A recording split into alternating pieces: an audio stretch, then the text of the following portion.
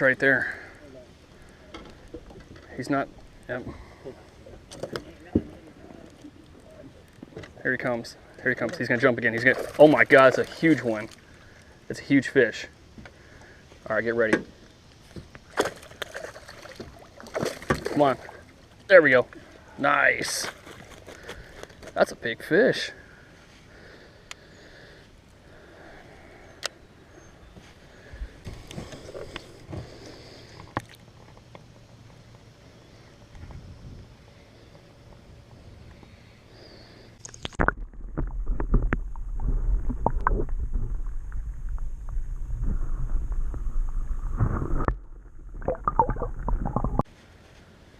All right, guys, we're out here doing some summer fishing. It's a very hot day.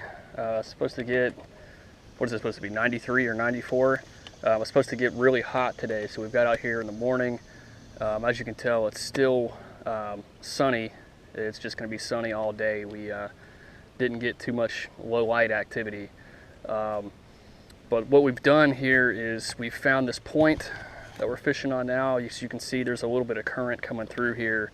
We're fishing bottom contact baits, Texas rig, Senkos. When the sun gets high, I like to think that the fish are looking down more than up.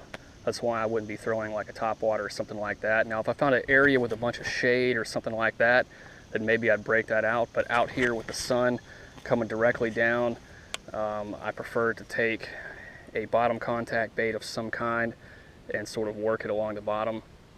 So that's what that fish just bit.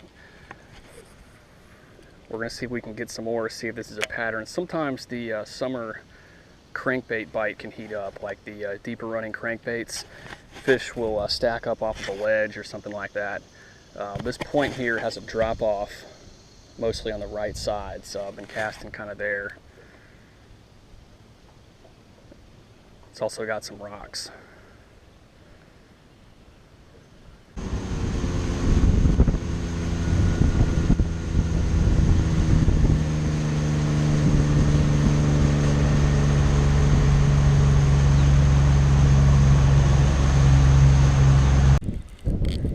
Yeah.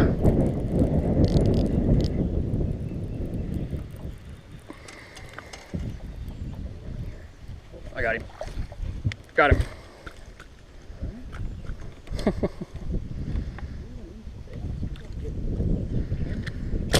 That's why.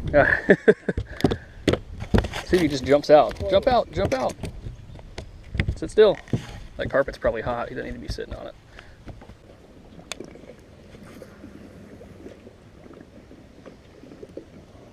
I really felt like I had a bite right there.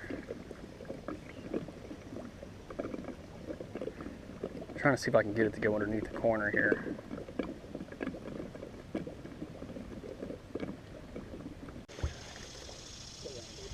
Need the net? He's got a tub.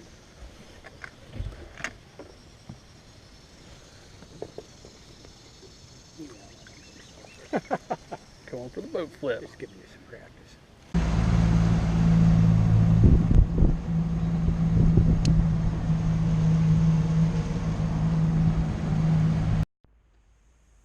All right, guys, we are back from that summer adventure. Just a couple hours today. It was really, really hot out there, getting in the 90s.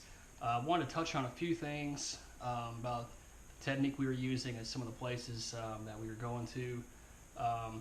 I was fishing a Texas rig Senko with an 1/8 ounce tungsten weight going to a 4/0 EWG hook. That's a Gamakatsu hook, and it's a green pumpkin Senko. This is 15-pound fluorocarbon.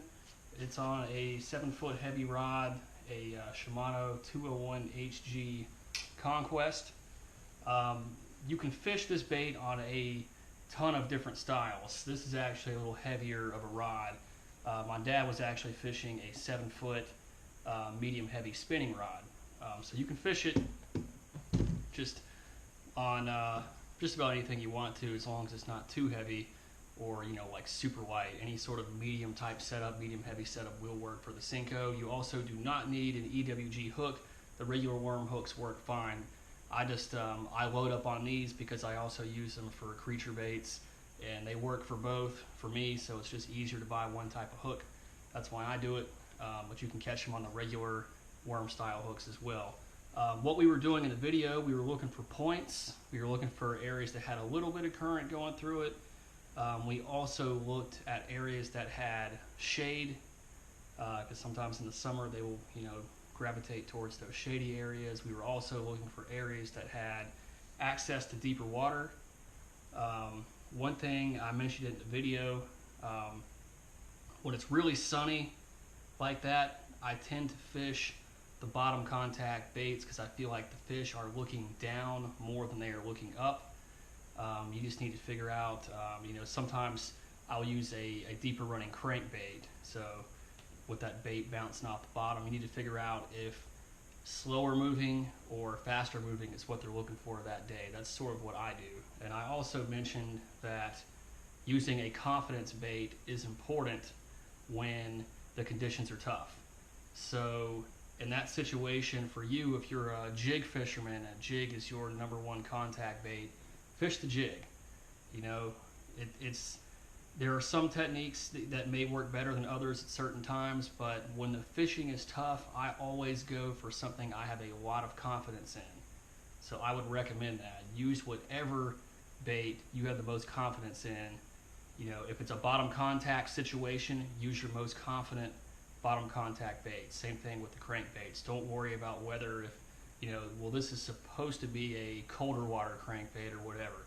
Pick, if it's a crankbait situation, pick the crankbait that you feel best with, that you caught the most fish with. Start there. If it doesn't work, then of course branch out and try the other things. It's just, I don't feel like trying to use a lure you may be unfamiliar with or don't use as often. I don't like to do that when the fishing is tough.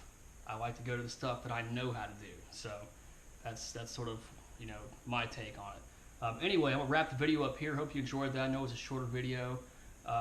That lake, we had been catching 10 to 15 fish on like a half day of fishing. So the summer, getting real hot, it will slow them down sometimes. Sometimes you can get lucky, get out there and just find a school. That is something that happens, but didn't happen today. So anyway, I hope this video helped you guys. Definitely try some of this stuff out and go catch you some fish no matter how hot it is. Have a good one, guys.